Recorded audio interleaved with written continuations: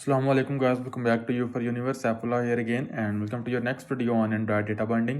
और आज के डेटा बाइंडिंग की वीडियो में हम ये चीज़ सीखेंगे कि इन्वर्स बाइंडिंग अडाप्टर जो है नोटेशन है या जनरली इन्वर्स बाइंडिंग अडाप्टर है वो क्या होता है और उसको हम क्यों यूज़ करते हैं और कैसे यूज़ करते हैं। और अगर जनरल टर्म्स में मैं बात करूँ तो हम ये देखेंगे कि किस तरीके से अगर हमारा कोई कस्टम एट्रीब्यूट हम क्रिएट करते हैं तो उसके ऊपर टू वे डेटा बाइंडिंग हम कैसे यूज़ कर सकते हैं। तो वीडियो स्टार्ट करने से पहले मैं आपको एक चीज़ इंपॉर्टेंट बताना चाह रहा हूँ कि पहले मेक श्योर कर लें कि जो मेरी लास्ट 2 वीडियोस हैं वो आप लाजमी देखें ताकि आपको ये पता हो कि इंटरनली डेटा बाइंडिंग कैसे काम करती है और जो अभी तक जो प्रोजेक्ट हम इस वीडियो में यूज़ करेंगे इसको वन बाय स्टेप हमने पिछले वीडियोज़ के अंदर डेवलप किया है। तो ये भी आपको पता होना चाहिए। दूसरे नंबर पर ये कि आपको ये पता होना चाहिए कि बाइंडिंग अडाप्टर क्या होता है। तो इसके लिए आपको टॉप राइट के ऊपर इन्फो कार्ड के अंदर मेरी कस्टम बाइंडिंग वाली वीडियो का लिंक मिलेगा, वो आप देख सकते हैं। उसके अंदर मैंने डिटेल में एक्सप्लेन किया हुआ है कि बाइंडिंग अडाप्टर क्या होता है। तो इससे पहले कि हम इन्वर्स बाइंडिंग अडाप्टर को प्रैक्टिकली इंप्लीमेंट करें, मैं आपको थोड़ा सा इसका जो थ्योरी है या इसका कंसेप्ट है वो समझा देता हूँ। हमने अपनी कस्टम बाइंडिंग वाली वीडियो के अंदर देखा था कि हम बाइंडिंग अडाप्टर को यूज़ करते हुए कस्टम जो एट्रीब्यूट है वो डिफाइन कर सकते हैं। आई थिंक सो आपको पता होगा इस चीज़ का, नहीं तो आप मेक श्योर करें कि आप बाइंडिंग अडाप्टर वाली वीडियो लाजमी देखें। तो उस बाइंडिंग अडाप्टर को यूज़ करते हुए हम एक कस्टम जो है वो एट्रीब्यूट भी डिफाइन करते हैं और उस अडाप्टर के थ्रू हम उसके नीचे एक मेथड भी डिफाइन करते हैं। डेटा बाइंडिंग उस मेथड को यूज़ करती है हमारे उस एट्रीब्यूट के ऊपर वैल्यू सेट करने के लिए। इतना तो काम हमने किया हुआ है, लेकिन हमने ये करना है कि अगर सिर्फ इतनी रिक्वायरमेंट हो तो फिर हमें इन्वर्स बाइंडिंग अडाप्टर की ज़रूरत नहीं पड़ती। लेकिन अगर आपने अपने इसी कस्टम जो एट्रीब्यूट है उसको कन्वर्ट करना हो टू वे डेटा बाइंडिंग के ऊपर तो फिर आपको 2 एक्स्ट्रा स्टेप परफॉर्म करने पड़ते हैं। पहला स्टेप ये होगा कि डेटा बाइंडिंग ने, चूंकि टू वे डेटा बाइंडिंग है तो डेटा बाइंडिंग ने सिर्फ मॉडल से वैल्यूज व्यू के ऊपर सेट नहीं करनी, डेटा बाइंडिंग ने इसका रिवर्स भी करना है कि व्यू से वैल्यूज लेके दोबारा मॉडल के अंदर अपडेट भी करनी है। तो इसके लिए पिछले वीडियोस के अंदर भी मैंने एक्सप्लेन किया कि डेटा बाइंडिंग को 2 चीज़ों का पता होना चाहिए टू वे डेटा बाइंडिंग के लिए। पहले नंबर पे ये उसको पता होना चाहिए कि किस वक्त व्यू से वैल्यूज मैंने गेट करनी है और मॉडल के अंदर सेट करनी है, और दूसरी चीज़ कि कैसे मैंने व्यू से वैल्यूज गेट करनी है और मॉडल के अंदर सेट करनी है। और जो एग्जांपल्स हमने पीछे देखी हैं, लाइक टेक्स्ट एट्रीब्यूट को ले लें एडिट टेक्स्ट के ऊपर, तो मैंने आपको बताया था कि ये जो एट्रीब्यूट्स हैं इनके ऊपर एंड्रॉयड टीम ने इंटरनली खुद ये सारे का सारा काम किया हुआ है, आपको खुद कुछ भी नहीं करना पड़ता। लेकिन इस वीडियो में हम देखेंगे कि जो एट्रीब्यूट हम डिफाइन करेंगे वो हमारा कस्टम एट्रीब्यूट होगा। एंड्रॉयड टीम को तो नहीं पता, ना ही डेटा बाइंडिंग को पता है कि ये एट्रीब्यूट इसके ऊपर वैल्यू सेट कैसे करनी है और किस वक्त इस एट्रीब्यूट से वैल्यू मैंने गेट करनी है और कैसे गेट करनी है। तो ये जो तीनों पार्ट्स हैं ये हम खुद करेंगे। और मैंने लास्ट वीडियो में भी एक्सप्लेन किया था कि ये वाला जो पोर्शन होता है ना कि किस वक्त व्यू से वैल्यूज गेट करनी है और सेट करनी है, इसके लिए हम इवेंट्स को यूज़ करते हैं।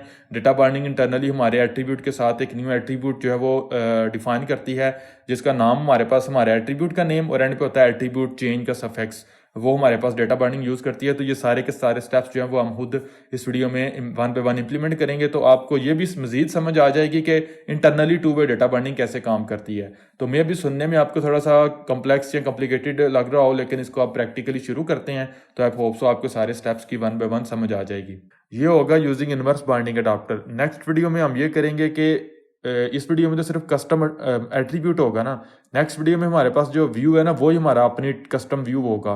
तो उसके ऊपर आप कैसे जो है वो टू वे डेटा बाइंडिंग को यूज़ कर सकते हैं, जनरली डेटा बाइंडिंग यूज़ कर सकते हैं, वो हम देखेंगे नेक्स्ट वीडियो के अंदर। तो अगर आप मेरी ये वाली और नेक्स्ट वीडियो देख लेंगे तो इंशाल्लाह I am pretty much confident कि आपको कंप्लीट डेटा बाइंडिंग की समझ आ जाएगी। और ये वाली जो वीडियो है और जो नेक्स्ट वीडियो है ये काफ़ी एडवांस टॉपिक्स हैं डेटा बाइंडिंग के अंदर।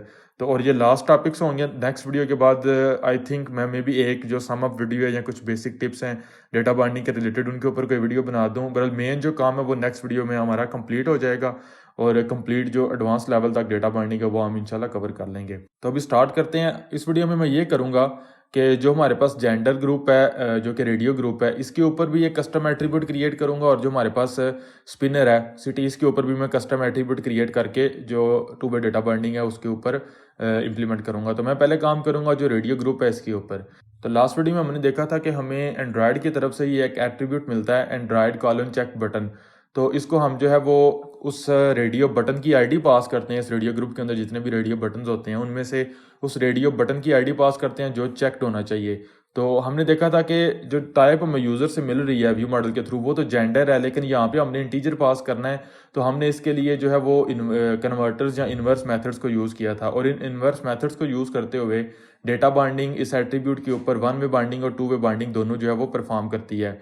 लेकिन अब सपोज कर लें, मैंने लास्ट वीडियो के एंड के ऊपर भी आपको बताया था कि आप इसके लिए एक कस्टम एट्रीब्यूट भी क्रिएट कर सकते हैं, और वो हमने पहले क्रिएट करके भी देखा हुआ है। इमेज व्यू के ऊपर हमने एरर इमेज सेट की है या यूआरएल के थ्रू इमेज गेट की है। लेकिन मैंने आपको लास्ट वीडियो के एंड के ऊपर भी बताया था कि अगर सिर्फ बाइंडिंग अडाप्टर आप यूज़ करेंगे ना, या कस्टम एट्रीब्यूट क्रिएट करेंगे, तो वो वन वे होगा, वो टू वे बाइंडिंग को यूज़ नहीं करेगा, या टू वे बाइंडिंग उसके थ्रू आप इंप्लीमेंट नहीं कर सकते। तो इस वीडियो में हम देखेंगे कि वो काम हम कैसे कैसे जो है वो कर सकते हैं। तो अगर आप प्रैक्टिकल सिनेरियो की बात करते हैं तो ये वाला जो कोड है ना, इट इज़ कम्प्लीटली फाइन। आपको कस्टम एट्रीब्यूट क्रिएट करने की ज़रूरत नहीं है। सिर्फ आप लोगों को ये समझाने के लिए कि इन्वर्स बाइंडिंग अडाप्टर कैसे काम करता है, मैं एक कस्टम एट्रीब्यूट क्रिएट करूंगा और आपको बताऊंगा कि यही काम आप जो है वो कस्टम एट्रीब्यूट को यूज़ करते हुए और इन्वर्स बाइंडिंग अडाप्टर को यूज़ करते हुए कैसे कर सकते हैं।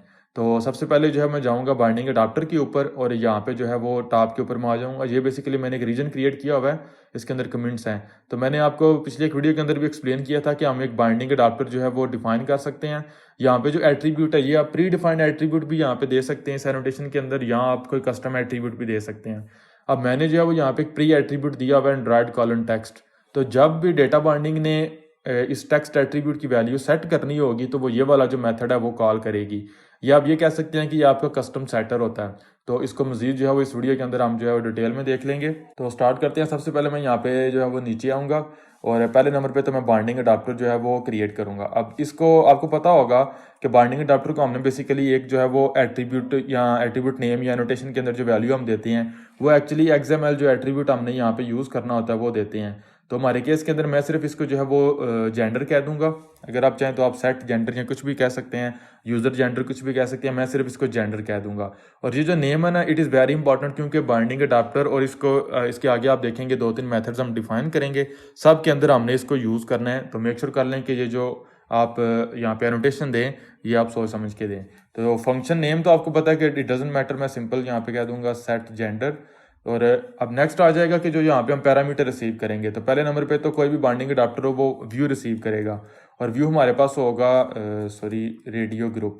और मेक श्योर कर लें आप रेडियो ग्रुप को इंपोर्ट करें, या रेडियो ग्रुप टाइप डिफाइन करें, रेडियो बटन नहीं, क्योंकि ये जो जेंडर का हमारा एट्रीब्यूट है ये हमने यूज़ करना है इस रेडियो ग्रुप के ऊपर, ना कि रेडियो बटन के ऊपर। तो यहाँ पे रेडियो ग्रुप आ जाएगा, और ये ऑटोमेटिकली हमें मिलता है, हमें पास करने की ज़रूरत नहीं। सेकंड, ये हमें जो वैल्यू मिलेगी वो वैल्यू मिलेगी जो वैल्यू हम यहाँ से सेट कर सकते हैं। लाइक हमारे पास जो यूज़र के थ्रू यहाँ पे जेंडर हमें मिल रहा है, इसकी टाइप जेंडर टाइप है जो हमने कस्टम डिफाइन की हुई है। तो हमें यहाँ पे जो है वही टाइप जो है वो रिसीव करनी है, जेंडर, और इसकी टाइप जेंडर होगी। रिटर्न हम कुछ भी नहीं करेंगे। तो अगर सिर्फ बाइंडिंग अडाप्टर की बात की जाए तो यहाँ पे हमने सिर्फ ये करना है कि हम एक व्हेन स्टेटमेंट लगा देंगे और यहाँ पे इसको पास करेंगे जेंडर।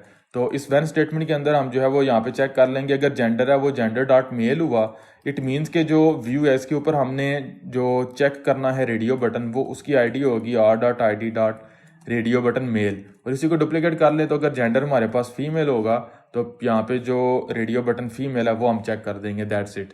ये हमारा जो है वो सिर्फ बाइंडिंग अडाप्टर है। लेकिन अगर आप सिर्फ इसको यूज़ करेंगे तो आपको पता होगा ये सिर्फ वन वे बाइंडिंग परफॉर्म करेगा, two way data binding perform नहीं करेगा।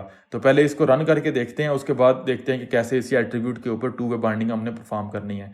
तो मेन एक्टिविटी के लेआउट के ऊपर जाऊंगा, और ये वाला जो अब एट्रीब्यूट है इसको मैं यहाँ से जो है वो डिलीट कर लूँगा, और यहाँ पे अब मेरे पास जो जेंडर एट्रीब्यूट है वो आ जाएगा, binding expression view model dot user dot gender. तो अब मेक श्योर कर लें, आपको पता होना चाहिए कि व्यू मॉडल से जो आप जेंडर सेंड कर रहे हैं वो है मेल। तो जैसे ही हमारी एप्लीकेशन रन होगी तो जो UI है इसके ऊपर male automatically by default select होना चाहिए। तो मैं अपनी एप्लीकेशन को रन करता हूँ। तो आप देख सकते हैं हमारी एप्लीकेशन रन हो रही है, और जो बाय डिफ़ॉल्ट वैल्यू हमने मेल की सेंड की थी अपने व्यू मॉडल से, वही वैल्यू हमें यहाँ पे शो हो रही है। सिर्फ आप लोगों को मेक श्योर करवाने के लिए कि हमारा वन में जो अडाप्टर है वो काम कर रहा है। मैं यहाँ पे अगर जेंडर को फीमेल करता हूँ और दोबारा एप्लीकेशन को रन करता हूँ तो आप देखेंगे अब जैसी एप्लीकेशन रन होगी तो जो वैल्यू हमें यहाँ पे रिसीव होगी या UI के ऊपर शो होगी वो फीमेल होगी। और ये किस तरीके से काम हो रहा है, ये हमारा काम हो रहा है कि जैसे डेटा बाइंडिंग को यहाँ पे इस जेंडर एट्रीब्यूट के अगेंस्ट जेंडर की वैल्यू मिली तो वो देखेगी कि मैंने ये कैसे जेंडर की वैल्यू इस एट्रीब्यूट के ऊपर सेट करनी है, तो वो इस बाइंडिंग अडाप्टर को यूज़ कर लेगी। और अगेन आप इसको कस्टम सेटर भी कह सकते हैं। और आप देख सकते हैं फीमेल की वैल्यू यहाँ पे जो है वो फीमेल रेडियो बटन सेलेक्ट है। तो ये तो हो गया वन वे बाइंडिंग। अब नेक्स्ट हमने ये करना है कि हमने इसी एट्रीब्यूट को टू वे बाइंडिंग के ऊपर कन्वर्ट करना है। तो पहले हम ये देखते हैं कि अगर इसको हम यहाँ पे टू वे बाइंडिंग के ऊपर कन्वर्ट कर देते हैं और कोई भी कोड के अंदर चेंज नहीं करते, हमें यहाँ पे तो कोई एरर नहीं मिल रहा, तो फिर हमारे पास हमारा क्या प्रोजेक्ट या एप्लीकेशन रन होती है या नहीं। तो अगर आप बिल्ड और रीबिल्ड करेंगे या एप्लीकेशन को दोबारा रन करेंगे तो अब आपको जो है वो डेटा बाइंडिंग एरर देगी, और जो एरर है वो बहुत मीनिंगफुल होगा। और पीछे भी काफ़ी दफ़ा हमने वो एरर फेस किया, तो आई एम श्योर आपको पता होगा या समझ होगी कि ये एरर हमें क्यों मिल रहा है। आप देख सकते हैं कि डेटा बाइंडिंग ने एरर दिया, can not find a getter for radio group gender that accepts parameter type, जो जेंडर है वो।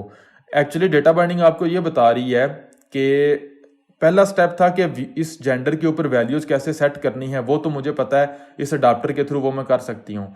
लेकिन जब हमने इसको टू वे बाइंडिंग के ऊपर कन्वर्ट किया ना, तो डेटा बाइंडिंग कह रही है कि अब चूंकि ये एट्रीब्यूट टू वे बाइंडिंग को यूज कर रहा है, तो मुझे ये भी पता होना चाहिए कि इस एट्रीब्यूट से या इस व्यू से वैल्यूज कैसे मैंने मॉडल के अंदर सेट करनी है। मुझे ये नहीं पता कि ये कैसे मैंने करनी है, इसलिए वो हमें एरर दे रही है। तो ये वाला जो स्टेप है ना कि कैसे इस एट्रीब्यूट या इस व्यू से वैल्यूज गेट करनी है और मॉडल के अंदर अपडेट करनी है, ये भी हमने खुद करना है। और थर्ड जो लास्ट स्टेप होगा कि किस डेटा बाइंडिंग को ये बताना है कि किस वक्त व्यू अपडेट हुआ और आप मॉडल को अपडेट करो, ये भी हमने खुद करना है। तो इससे पहले अगर मैं जाता हूँ ना यूज़र क्लास के ऊपर, आप लोगों को 100% क्लियर होगा। तो आप एक चीज़ सोचें या एक चीज़ को मुझे आंसर दें कि ये जो हमने मेथड कॉल किया नोटिफाई चेंज, या हम यहाँ पे कॉल करते हैं नोटिफाई प्रॉपर्टी चेंज, दोनों में से आप कोई भी कॉल करें, ये हम क्यों कॉल करते हैं?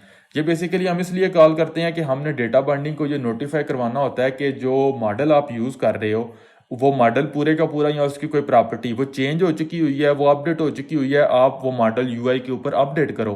डेटा बाइंडिंग को हम खुद नोटिफाई करवाते हैं कि मॉडल चेंज हुआ है, डेटा बाइंडिंग उस नोटिफिकेशन की वजह से यूआई के ऊपर उस मॉडल को दोबारा रीबाइंड करवाती है या अपडेट करती है।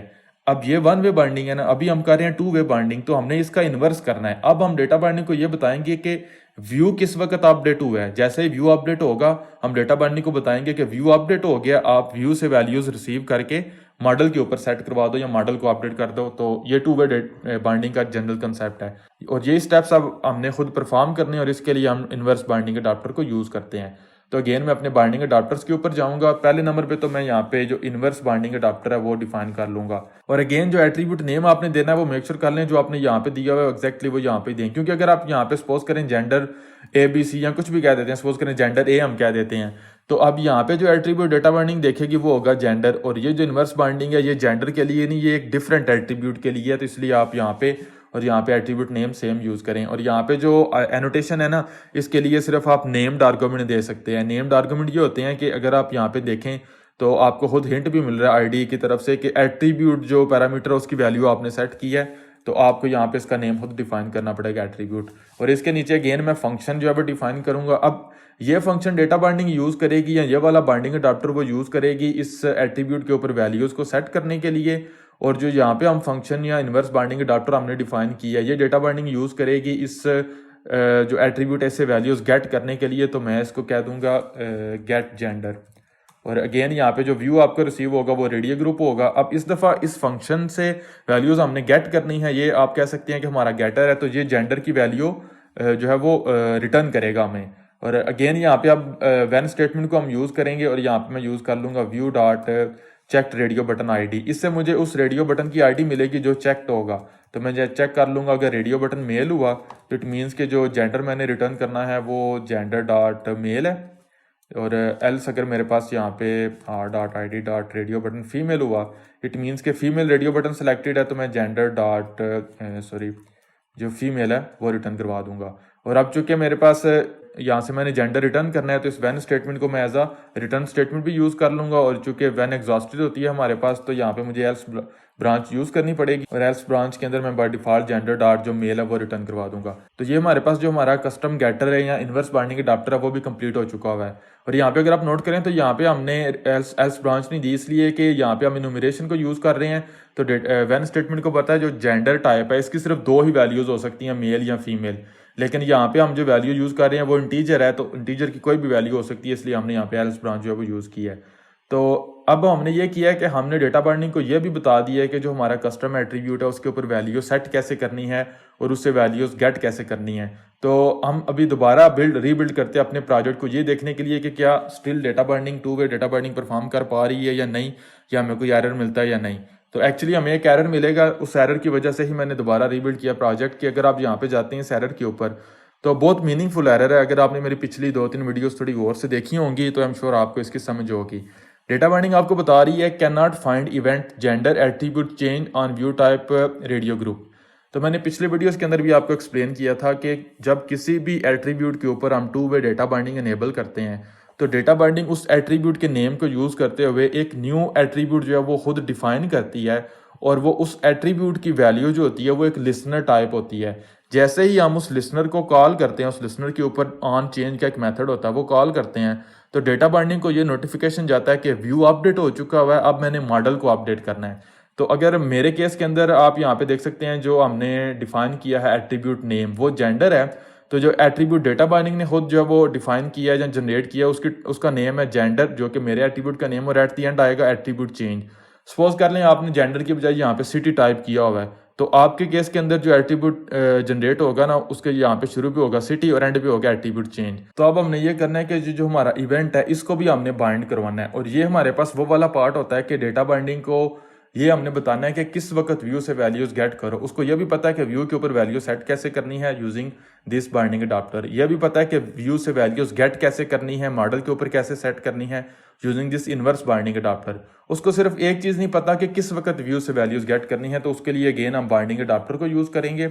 और यहाँ पे जो अब आपने वैल्यू देनी है ना यहाँ पे एनोटेशन के अंदर वो होगी जेंडर एट्रीब्यूट चेंज।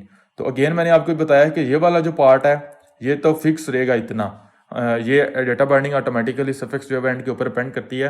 पहला जो आपके पास पोर्शन है ना इतना, ये आपके एट्रीब्यूट नेम के हिसाब से होगा। यहाँ पे भी वही जेंडर है, यहाँ पे भी जेंडर है और यहाँ पे भी जेंडर है। तो यहाँ पे मैं फंक्शन डिफाइन कर लूंगा, मैं इसको कह दूंगा सेट जेंडर लिसनर। आप कोई भी नेम दे सकते हैं। और पहले नंबर पे तो अगेन आपको रेडियो ग्रुप व्यू मिलेगा, लेकिन अब जो सेकंड पैरामीटर आपको मिलेगा ना ये डेटा बाइंडिंग खुद पास करेगी। इसको मैं लिसनर कह देता हूँ, लेकिन इसकी जो टाइप होगी वो आपके पास होगी इनवर्स बाइंडिंग लिसनर। ये टाइप आपको डेटा बाइंडिंग की तरफ से मिलती है, जावा या काटलन किसी के भी ऊपर आप यही आपको जो टाइप है वो मिलेगी। अब इससे पहले कि मैं ये एक्सप्लेन करूँ कि इस मेथड के अंदर हमने क्या करना है, मैं अगर ये करता हूँ ना लिसनर डॉट ऑन चेंज, तो आपने देखा एक ऑन चेंज का मेथड है। जैसे ही हम ये मेथड कॉल करेंगे ना तो डेटा बाइंडिंग को ये नोटिफिकेशन जाएगा कि व्यू से वैल्यूज अब मैंने गेट करनी है, तो वो इस मेथड के थ्रू व्यू से वैल्यूज गेट कर लेगी और मॉडल को अपडेट कर देगी। और चूंकि मॉडल हमारा ऑब्जर्वेबल है तो वो दोबारा यूआई को अपडेट करेगा यूजिंग दिस बाइंडिंग अडाप्टर, जो कि इस जेंडर के ऊपर वैल्यू सेट करेगा।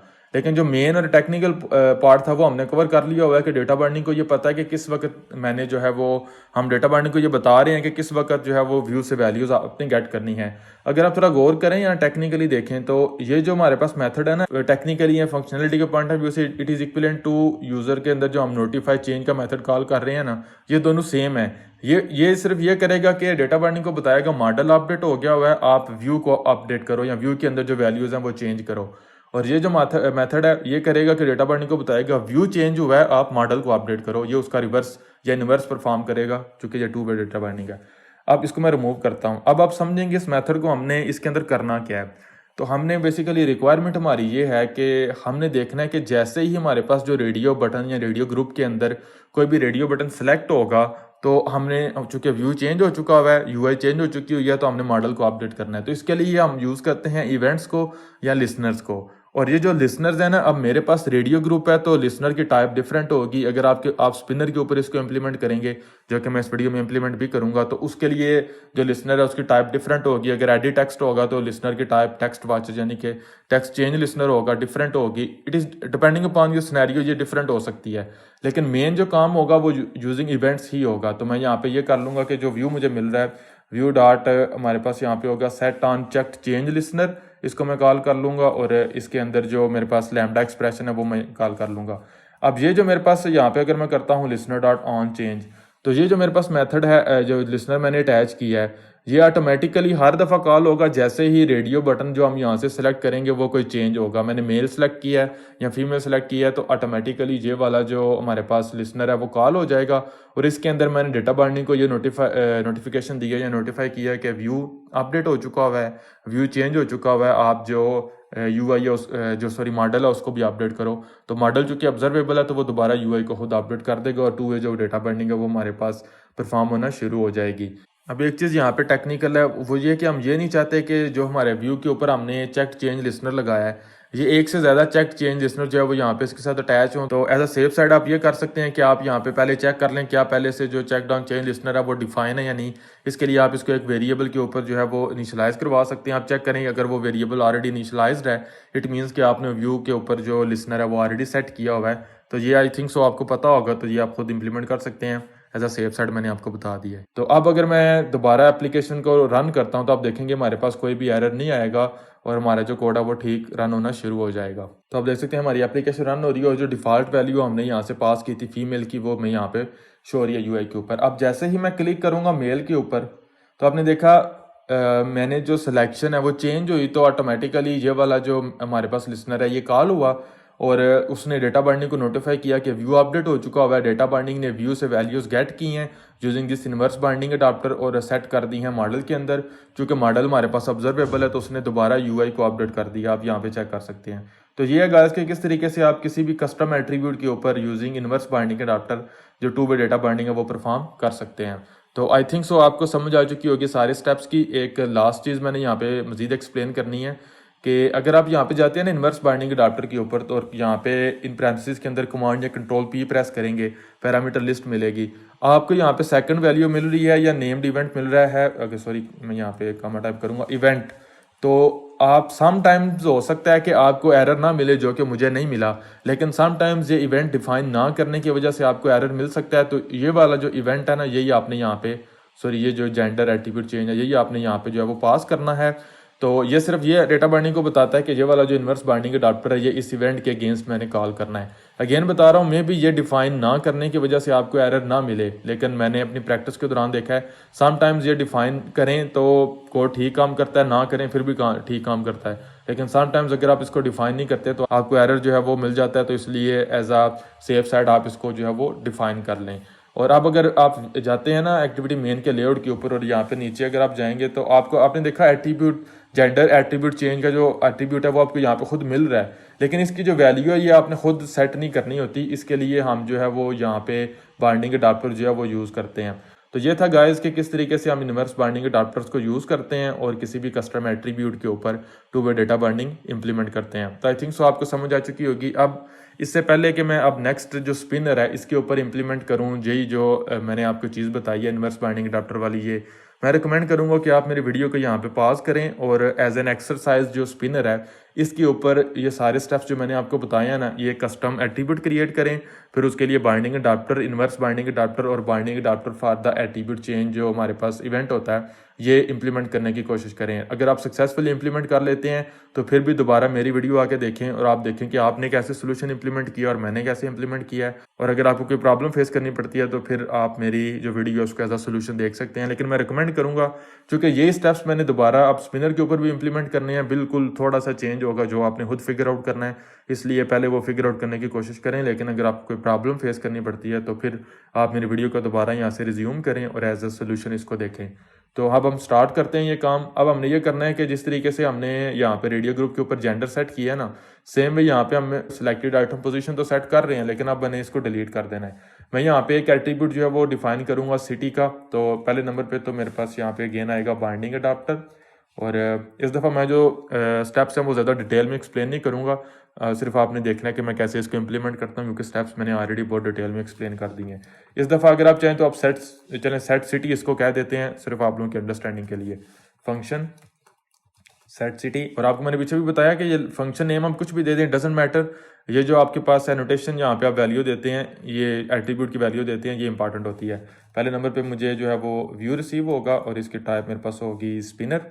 सेकंड नंबर पे अब यहाँ पे अगेन आप देखें कि जो वैल्यू हमें यहाँ पे मिलती है व्यू मॉडल के अंदर view model dot user dot city, तो वो सिटी टाइप की होती है। तो वो हम यहाँ पे जो सिटी है सिटीज टाइप का वो रिसीव कर लेंगे। अब मैंने ये करना है कि व्यू डॉट सेट सिलेक्शन का एक मेथड है वो मैं कॉल करूँगा। तो इसको मैंने उस वो वाला इंडेक्स पास करना है, वो उस सिटी की पोजीशन पास करनी है जो मैं सिलेक्ट करना चाह रहा हूँ। तो अगर मैं यहाँ पे करता हूँ सिटी डॉट ऑर्डिनल, मैंने पीछे भी एक्सप्लेन किया हुआ है, तो जो भी हम यहाँ पे सिटी देंगे ना उसका जो इंडेक्स होगा वो आपको मिलेगा। तो अगर सपोज करें जो सिटी है वो आपने दिया हुआ है इस्लामाबाद आपको मिलता है तो इसका इंडेक्स क्या है 2, ऑर्डिनल की मदद से आपको ये 2 की वैल्यू मिलेगी। तो वो आप यहाँ पे सेट कर देंगे तो 2 ऑटोमेटिकली जो आपके पास स्पिनर है उसके ऊपर सेलेक्ट हो जाएगा या सेट हो जाएगा। ये तो हो गया बाइंडिंग अडाप्टर जो कि सिर्फ 1 में बाइंडिंग के लिए यूज़ होगा। अब हमने डिफाइन करना है इन्वर्स बाइंडिंग अडाप्टर जो कि हमने इसी का इन्वर्स या 2 वे बाइंडिंग के लिए हमने इसको यूज़ करना है। तो मैं एट्रीब्यूट जो नेम्ड आर्गूमेंट है वो यूज़ कर लूँगा और इस दफ़ा अगेन आएगा सेट सिटी। तो सॉरी यहाँ पे अगेन अब मैं फंक्शन डिफाइन कर लूँगा और इसको मैं कह दूँगा गेट सिटी। अगेन पहले नंबर पे तो व्यू ही मुझे मिलेगा स्पिनर, लेकिन इस दफ़ा जो स्पिनर से वैल्यूज़ है ना जो भी सिलेक्शन है वो हमने रिटर्न करनी है, क्योंकि इस इन्वर्स बाइंडिंग अडाप्टर की मदद से मैंने आपको पीछे बताया कि डेटा बाइंडिंग व्यू से वैल्यूज गेट करके मॉडल के ऊपर सेट करेगी। तो मॉडल को जो वैल्यूज एक्सपेक्ट कर रहा है वो हमारे पास है सिटी टाइप की, तो आप सिटीज़ जो है वो यहाँ से रिटर्न करेंगे। और ये भी बहुत सिंपल है, आप यहाँ पे सिंपल रिटर्न करेंगे सिटीज़ डॉट वैल्यूज़। तो इस मेथड की वजह से आप देख सकते हैं कि जो सिटीज़ है वो अरे के अंदर कन्वर्ट हो जाएगी। अब इसके ऊपर आप गेट मेथड कॉल करेंगे तो अब आपने वो इंडेक्स पास करना है जिस इंडेक्स के अगेंस्ट आपने सिटी सेलेक्ट करना है। तो अगर मैं यहाँ पे करता हूँ view dot selected item position, तो मुझे उस आइटम की पोजीशन मिलेगी जो सिलेक्ट होगा। सपोज करें जो आइटम सिलेक्टेड है वो हमारे पास है, जो पोजीशन हमारे पास सिलेक्टेड है ना वो हमारे पास है थर्ड, तो वो थर्ड पोजीशन इस गेट मेथड के ऊपर जाएगी। और अगर आप यहाँ पे जाएंगे तो थर्ड के अगेंस्ट रावलपिंडी है तो वो हमें यहाँ पे मिल जाएगा। और आप चाहें तो आप इसको जो है वो इंडेक्सिंग ऑपरेटर के ऊपर भी कन्वर्ट कर सकते हैं। अब लास्ट स्टेप ये है कि अब हमने डेटा बाइंडिंग को ये बता दिया कि इस एट्रीब्यूट के ऊपर वैल्यू सेट कैसे करनी है, इस एट्रीब्यूट से वैल्यूज गेट कैसे करनी है। ये नहीं बताया कि किस वक्त इस एट्रीब्यूट से वैल्यूज गेट करनी है। तो अगेन आप बाइंडिंग अडाप्टर को यूज़ करेंगे और इस दफ़ा आपको खुद गैस करने की कोशिश करेंगे कि एट्रीब्यूट नेम क्या होगा। वो होगा सेट सिटी, चूँकि वो यहाँ पे भी वही हमने यूज़ किया, यहाँ पे भी वही यूज़ किया, यहाँ पे भी वही यूज़ किया, लेकिन अब जो पार्ट होगा वो होगा एट्रीब्यूट चेंज। तो यहाँ पे मैं अगेन फंक्शन कह दूँ कॉल कर लूँगा set city listener, city change listener या कुछ भी आप कह सकते हैं। अगेन पहली जो फर्स्ट टाइप होगी व्यू वो तो हमारे पास स्पिनर ही होगा, लेकिन जो सेकंड टाइप होगी लिसनर वो होगी इन्वर्स बाइंडिंग लिसनर। अब अगेन यहाँ पे हमने वही स्टेप परफॉर्म करने हैं कि हमने जो हमारा स्पिनर है इसके ऊपर हमने एक लिसनर लगाना है। वो लिसनर ये करेगा कि जैसे स्पिनर के ऊपर आप कोई आइटम सेलेक्ट करेंगे तो वो लिसनर कॉल होगा और उस लिसनर के अंदर हम डेटा बाइंडिंग का ये वाला जो लिसनर है इसके ऊपर ऑन चेंज कॉल कर देंगे ताकि हम उसे बताएं कि व्यू चेंज हो चुका हुआ है, आप मॉडल को अपडेट करो। तो व्यू के साथ हमें यहाँ पे एक जो है वो ऑन आइटम सिलेक्टेड लिसनर जो है वो मिलता है। तो अगर आप चाहें तो आप इसको ऑन आइटम सिलेक्टेड लिसनर को एक अलग जो वेरिएबल है या प्रॉपर्टी है उसके अंदर लेके तो चेक कर सकते हैं क्या वो नल है या नहीं। तो अब मैं यहाँ पे ये करूँगा एज अ सेफ साइड में मैं यहाँ पे स्टेटमेंट लगाऊंगा और यहाँ पे यूज़ कर लूँगा view dot on item selected listener. तो इसको मैं चेक करूँगा इज इक्वल टू नल। मैंने ये इसलिए चेक किया है कि अगर ये हमारे पास नल नहीं होता इट मीन्स कि ये ऑलरेडी हमने अटैच किया हुआ है तो मैं दोबारा इसको अटैच करने की ज़रूरत नहीं। लेकिन अगर ये नल है इट मीन्स कि ये हमने इसको इनिशियलाइज नहीं करवाया हुआ। तो मैं यहाँ पे इसको कुछ इस तरीके से जो है वो ऑन आइटम सिलेक्टेड लिसनर ये प्रॉपर्टी है तो यहाँ पे इसको एज एन अनोनिमस ऑब्जेक्ट जो है वो हम यहाँ पे यूज़ कर लेंगे ऑन आइटम सिलेक्टेड लिसनर। और ये आपने जो अडाप्टर व्यू है उससे ऑन आइटम सिलेक्टेड लिसनर जो है उसको इंपोर्ट करना है या इम्प्लीमेंट करना है। तो मैं सॉरी कंस्ट्रक्टर कॉल नहीं मैं करूँगा। अगर मैं ऑब्जेक्ट के ऊपर कर्सर लेके जाता हूँ और इंटेंशन एक्शन ऑप्शन इंटर या ऑल्ट इंटर प्रेस करता हूँ तो मैं जो दो जो मेथड्स हैं इनको इम्प्लीमेंट कर लूँगा। अब जैसे ही हम कोई भी सिलेक्शन परफॉर्म करते हैं तो इन दोनों में से कोई एक मेथड कॉल होगा। अगर तो ऑन नथिंग सिलेक्टेड कॉल हुआ हमने कुछ भी नहीं करना, हमने डेटा बाइंडिंग को ये नोटिफाई नहीं करना कि व्यू अपडेट हुआ। लेकिन अगर ये वाला मेथड कॉल हो गया तो इट मीन्स के जो हमारे पास यूआई वो अपडेट हो चुकी हुई है तो हम डेटा बाइंडिंग को भी नोटिफाई करवाएंगे using listener dot on change method के व्यू अपडेट हो चुका हुआ है, आप मॉडल को अपडेट करो। तो ये हमारे पास जो है वो स्टेप्स हैं। मैं सारे के सारा कोड सेलेक्ट करूँगा और इसको एक दफ़ा रीअरेंज कर लेता हूँ। तो आप यहाँ पे ये कर सकते हैं, लाजमी नहीं कि सिर्फ आपने लिसनर डॉट ऑन चेंज को ही फ़ौरन कॉल करना है। अगर आपके पास कोई और लॉजिक है और इस लिसनर को कॉल करने से पहले आप वो लगाना चाह रहे हैं तो आप वो लॉजिक यहाँ पे जो है वो लगा सकते हैं। और एट द एंड आपने जब आपको पता है कि मेरा सारी लॉजिक कंप्लीट होगी और अब मैंने डेटा बाइंडिंग को नोटिफाई करवाना है कि मॉडल को अपडेट करो तो वो आप कर सकते हैं। फॉर एग्जांपल आप अगर कोई एडिट टेक्स्ट के ऊपर टेक्स्ट वाचर लगाते हैं तो जैसे टेक्स्ट चेंज होगा तो आपके पास ये वाला मेथड कॉल होगा। लेकिन अगर आप ये चाहते हैं कि आप इससे पहले के मॉडल को अपडेट करें, आप उस जो टेक्स्ट आपको मिल रहा है उसको चेंज करना चाह रहे हैं, फॉर्मेट करना चाह रहे हैं या कोई भी उसके ऊपर चेक परफॉर्म करना चाह रहे हैं तो वो आप परफॉर्म कर सकते हैं। अगर वो टेक्स्ट मैच कर जाता है आपके क्राइटेरिया को तो फिर आप इस मेथड को कॉल करें लिसनर डॉट ऑन चेंज को, तो ये डेटा बाइंडिंग जो है वो मॉडल के अंदर उस टेक्स्ट को सेट कर देगी। अदरवाइज आप उसको इग्नोर कर सकते हैं। ये मैंने एक कॉमन एग्जांपल दिया, आपके सिनेरियो के हिसाब से डिफरेंट हो सकता है। आई थिंक सो आपको समझ आ चुकी होगी। तो सारे का सारा जो बाइंडिंग अडाप्टर वाला काम था वो हमने कर लिया है। मैं ये करूँगा कि ये वाला जो बाइंडिंग अडाप्टर है ना इसको यहाँ से रिमूव करूँगा और इसको यहाँ पे ऊपर ले जाऊँगा तो क्योंकि वो ऊपर वाला जो हमारा यहाँ पे जेंडर हो गया, इसका बाइंडिंग अडाप्टर, इसका इन्वर्स बाइंडिंग अडाप्टर और binding adapter for the event, यही काम हमारे पास हो गया। Set city binding adapter, set city inverse binding adapter और सेट सिटी एट्रीब्यूट चेंज का जो बाइंडिंग अडाप्टर है वो। तो मैं जाऊँगा मेन एक्टिविटी के ऊपर और इस अब जो हमने सिटी का जो सेट सिटी का एट्रीब्यूट यूज़ किया है इसको यहाँ पे हम यूज़ कर लेंगे। तो आएगा view model dot user dot city और इसको जो मेक श्योर कर लें कि टू वे डेटा बाइंडिंग के ऊपर आप कन्वर्ट करें। तो एप्लीकेशन को रन करते हैं फॉर द लास्ट टाइम, उसके बाद वीडियो को स्टॉप करते हैं। तो मेरी एप्लीकेशन रन हो रही है। अगर आप जाते हैं व्यू मॉडल के ऊपर तो आप देख सकते हैं हमने रावलपिंडी सेंड किया था यहाँ से कोड से, वो ऑलरेडी आपको यहाँ पे स्पिनर के अंदर भी मिल रहा है और यूआई के ऊपर भी मिल रहा है। अब जैसे ही मैं इसको अगर ओपन करता हूँ और इस्लामाबाद सेलेक्ट करता हूँ तो ये मेथड कॉल हुआ है और इसने डेटा बाइंडिंग को इस लिस्नर डॉट ऑन चेंज की मदद से ये नोटिफिकेशन गया कि व्यू अपडेट हो चुका हुआ है, आप व्यू से वैल्यूज़ लेके मॉडल को अपडेट करो। तो उसके लिए डेटा बाइंडिंग ने व्यू से वैल्यूज़ गेट करने के लिए इस मेथड को कॉल किया और उसने मॉडल के अंदर अपडेट कर दिए वैल्यू। हो चूँकि मॉडल अगेन ऑब्जर्वेबल है तो उसने दोबारा यूआई को अपडेट कर दिया। तो ये गाइस कि किस तरीके से हम जो इन्वर्स बाइंडिंग अडाप्टर है उस एनोटेशन को यूज़ करते हुए अपने किसी भी कस्टम एट्रीब्यूट के ऊपर जो टू वे डेटा बाइंडिंग है वो हम यूज़ कर सकते हैं। तो आई होप सो आपको समझ आ चुकी होगी सारी चीज़ों की। मैंने बहुत बेसिक और जो सिंपल एग्जांपल थी उसकी मदद से आपको समझाने की कोशिश की है। स्टिल किसी भी चीज़ में आपको कोई कन्फ्यूजन है, कोई क्वेश्चन है, you can ask me any time in the comments. और वीडियो अगर हेल्पफुल लगी हो, अच्छी लगी हो तो प्लीज़ लाइक करना मत भूलिएगा। आप लोगों की तरफ से मेरे लिए ये बहुत बड़ी सपोर्ट होगी।